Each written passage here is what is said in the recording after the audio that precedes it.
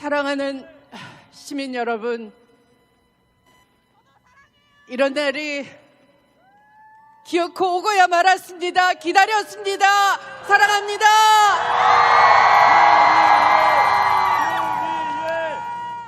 원래 오지 말았어야 할 날입니다.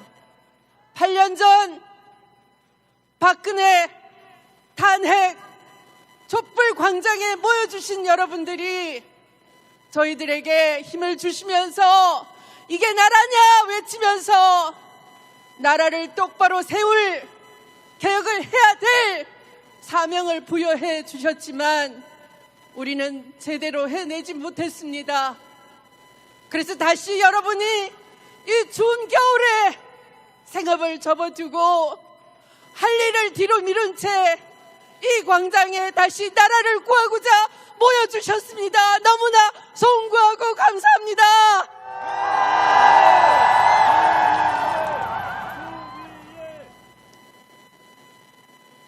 제가 윤석열 검찰총장의 불법과 비리 반칙을 감찰을 통해 알아내고 징계를 청구했을 때가 4년 전입니다.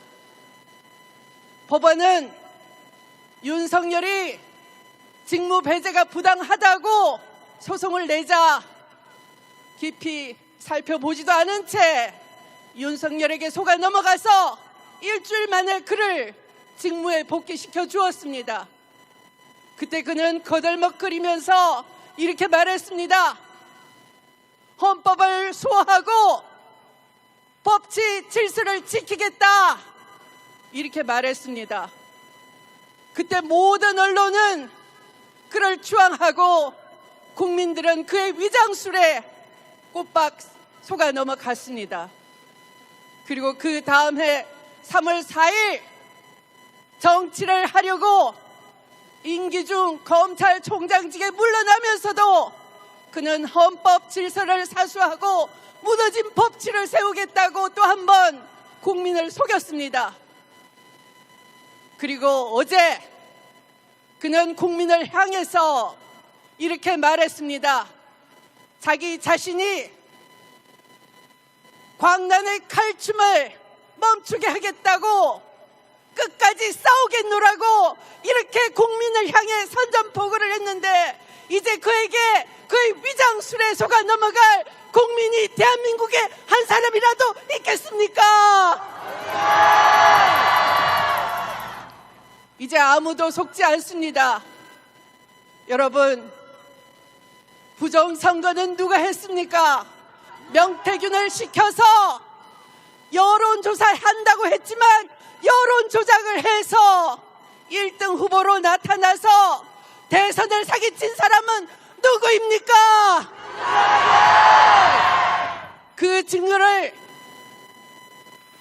인멸하기 위해서 윤석열이 헌법기구인 중앙선거관리위원회에 모장병력을 보냈던 것 아니겠습니까?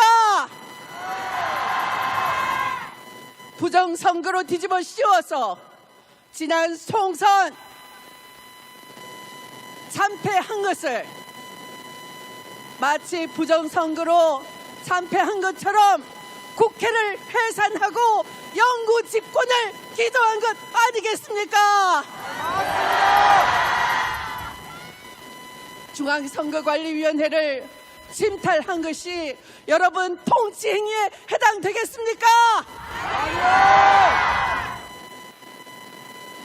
대법관과 대법원장, 자기 마음에 들지 않는 판결을 냈다고 하는 정적을 향한 판사를 체포하라고 지시한 자가 누구입니까? 판사를 체포하고 겁박하는 것이 통치 행위입니까? 그것이 바로 내란죄 아니겠습니까? 아직도 계엄 해제하려면 국회의원 150명이 안 들어온 것 같다. 국회 문을 깨부수고 들어가서 다 끌어내라 지시한 자가 누구입니까? 민의의 전당 대한민국 국회를 무장병력으로 전복하는 것이 내란죄 아니겠습니까? 2시간 만에 경고였다고 합니다. 여러분, 이렇게 대한민국 국민이 텔레비전 방송으로 똑똑히 지켜보고 현장에서 국회를 지키려고 목숨을 내건 시민들이 숱한데 이렇게 거짓말을 할 수가 있겠습니까? 저는 이번에 국회 국방위원으로 돌아와서 계엄령을 준비한 문건을 발견했습니다. 그 속에는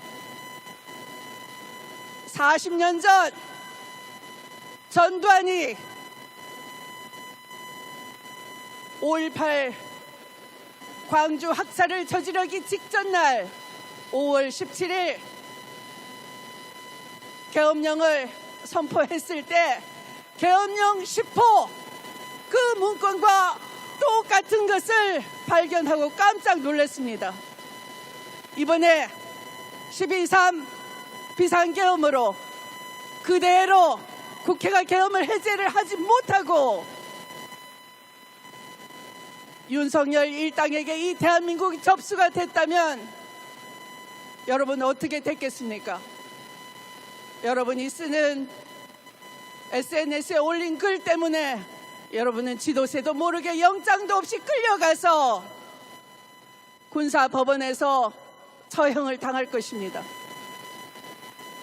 만약 그들이 그대로 이 나라를 접수했다면 이미 북한이 도발했다라고 온 나라를 전쟁의 도가니로 몰아넣고 비상사태를 유지하면서 그는 강권동시 철권동시를 했을 겁니다. 여러분, 맞습니다.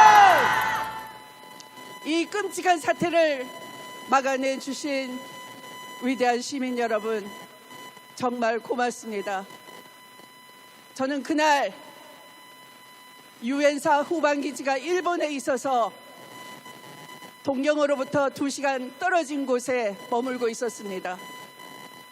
유엔사 후방기지에서는 만약 북한이 도발하는 경우 6.25 전쟁 당시 참전군이 모두 참여해서 대한민국을 지켜준다 이렇게 말했습니다. 저는 그때 고맙기도 하지만 소름이 돋았습니다.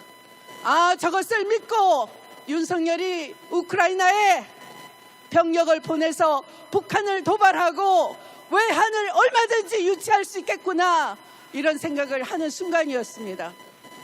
그런데 공교롭게도 밤늦게 호텔에 돌아와서 짐을 풀기 전에 이 땅에서 대한민국 국회를 침탈하는 무장 병력이 텔레비전에 보인다는 보좌관의 연락을 받고 발을 동동 굴렀습니다.